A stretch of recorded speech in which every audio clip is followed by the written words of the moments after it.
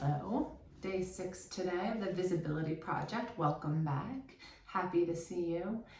I want to talk today about what we lose when we cut off a relationship with a parent, or that relationship with a parent or family changes, or the family becomes some different iteration of itself. There's not a whole lot that's talked about in the other things that are lost, and I want to talk specifically about my relationship to my hometown and how that has shifted and evolved. So when I disclosed what happened to me, to my family, I was not expecting that my relationship to the Twin Cities was going to be fundamentally different. I honestly thought when I disclosed to them that I was going to be shunned from the family and I was going to slide away into the night. It was almost like I couldn't think about what was going to happen next. And what happened was I no longer went to the Twin Cities. I never once again went to the house that I grew up in, never went back for a holiday, never went back to my cabin where I spent all of my summers. I felt this enormous loss about my relationship to my hometown and a lot of confusion. After this family breakup, I went back a couple of times for different reasons. The first time I went back was for a lawyer meeting. And I was literally walking through the airport like this. I was like, I'm like, oh, who's gonna see me? Who's coming for me? It felt like at any moment my dad was gonna pop out with a fucking knife and stab me to death. I know that sounds insane, and honestly, it's how I felt. And, I found my brother and Drew in the airport, and we're like, oh God, all right, let's get in the car and go to Minneapolis. My dad, lived in St. Paul. And so we're at this random Airbnb in Minneapolis. It was sweet, actually. It was this loft, and we're like, oh, we can do this. Yeah, we can totally do this. We can reclaim this place. Meanwhile, we're just traumatized AF. And we got so drunk. Oh my God. And one of my other brothers lived there still, and he and his now wife, but girlfriend at the time, we all hung out, we went out, we just drank. It's I had a lawyer meeting first thing on Saturday morning, and I see how much I was just trying to cope.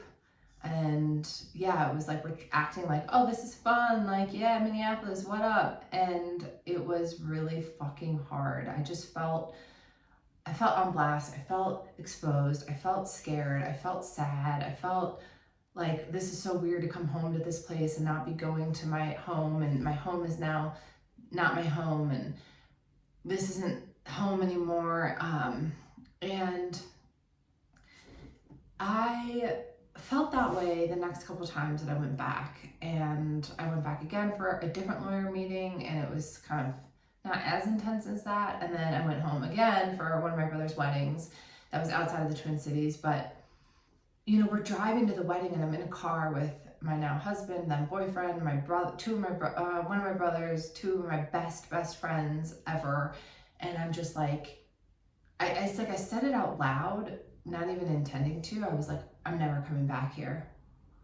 And my two best friends who lived there were just they were both you could almost feel their hurt, and yet they understood. But it was just I never want to fucking come back here. I fucking hate this place, is how I felt. I hate this place. Every corner, every memory, everything is embedded with sadness and loss and trauma and blah. When you live in a place and then you leave, when you come back, it's almost it's almost still stamped in that time from when you were there. Whereas my friends who have lived there, they've had all these new memories in this place, and it's their home over all this time. And for me, it's represents my childhood, because I haven't lived there since I was 18. And I have felt this feeling of, my core group of friends, that they go back to Minnesota, they live there, they associate this place with home, with happiness, with coziness. And I have felt fucking jealous frankly. Like, this place is not my cozy home. This place is, it's hard for me to go to.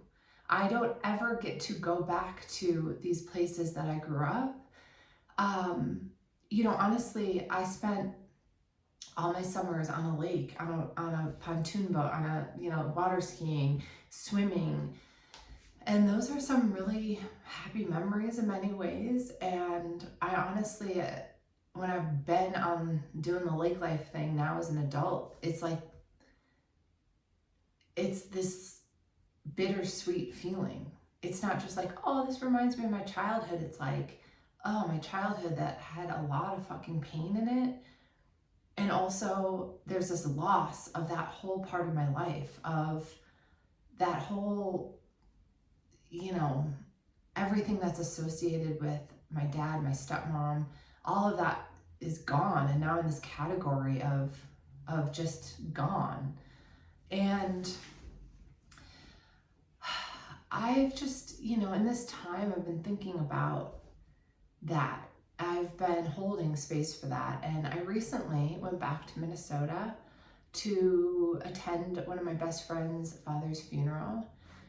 And I thought about it beforehand, before committing to it. I really sat with, number one, am I in a place where I can go and do this and show up for my friend and not have it be about me? Like, no one wants to be the fucking person weeping at a funeral about their own shit. Like, when you're there for somebody else. So I sat with that. And I felt like, you know what, I'm ready. I'm ready to go back and be with my friends and show up for my friend and have a couple days in a place that has been important to me and with people who I love as much as anyone in the world. And so I decided to go. And I just had this profound feeling of how thankful I am and grateful I am for healing, how I can go be there.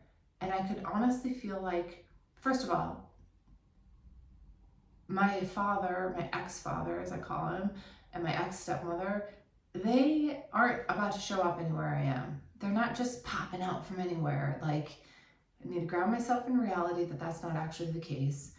And frankly, if I see them, I honestly feel like I could handle that now, which is wild, because in the past, that just the idea of that would have spun me out. So getting to a place where I'm like, I can handle this. And, I went to this funeral. I'm with all my besties from life.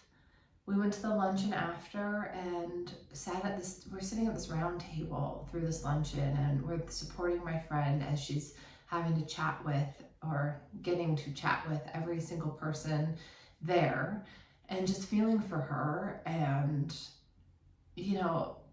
at the end of that day, or that lunch, it was the 6 of us besties, my friend's mom, who just lost her spouse, my other friend's mom, and it was the 8 of us just sitting in a circle.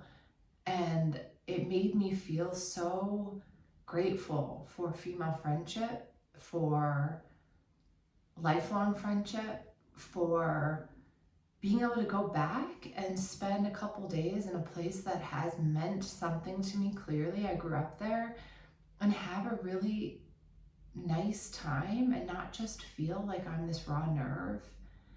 And I get to choose how I react to this place. What I wanted to say to you is, if you've had experiences that it's hard to put into words, it's not like people necessarily understand this, and yet there's a loss. And it's like, to me, it's about holding space for two things at once, which is all of life in some ways. Holding space for, sorry, I got a little tear in my eye. Holding space for loss and grief, and the truth of that. Like, it is true that I don't get to go to the cabin in the summer, and I don't get to go for 4th of July. Like, all of my friends go back at the same time. I miss out on that. I've lost that, and that is sad. I don't have the relationship with my childhood home that some of them do, which is cozy, joyful, happy. And I'm not saying all of their like childhoods were like perfect and happy. That's not what I mean. It just mean there's not this like same vibe necessarily. That's sad. That fucking sucks. I'm sad about it. I can hold space for that. And I can also hold space for, you know, a bunch of my close friends still live there. They have new lives there. They have kids there. They have houses there. They have, you know, some of them may still have babies there. Like, I get to go and experience that and have new memories there and show up and still have those friendships and still do weekends with them. And I can go on a pontoon boat. I can find a lake. Like, I can do those things, and I don't have to let that past color everything now. And I can still hold space for the part of me that loves fucking swimming in a lake and water skiing. Like, I fucking love that shit. And I can still love that. And I don't have to be like, oh, this reminds me of all the sad stuff, and stay in that place forever. Like, there's time for rebirth and renewal, and there's space for all of that too. So that is my spiel on all that. All right, I'll see y'all tomorrow.